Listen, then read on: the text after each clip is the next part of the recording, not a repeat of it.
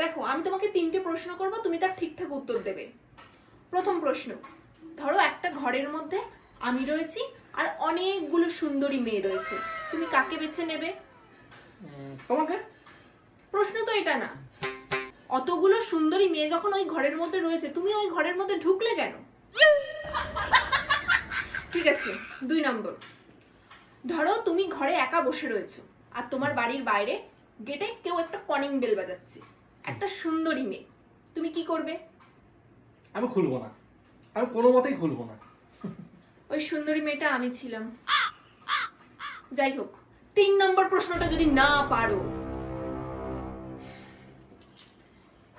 ধরো একদিকে তোমার খুব প্রিয় একটা জিনিস রয়েছে আর আরেকদিকে আমি রয়েছি, তুমি কোনটা বাজবে? তোমাকে বাজবো। ও, তার মানে আমি তোমার প্রিয় জিনিস না? হ্যাঁ, আমি তোমার প্রিয় না? তাহলে এতদিন ধরে তুমি আমার সাথে সংসার করছো কিসের জন্য? হ্যাঁ, তাহলে আমি বুঝতেই পারি না আমি কিসের জন্য বিয়ে করলাম তোমাকে।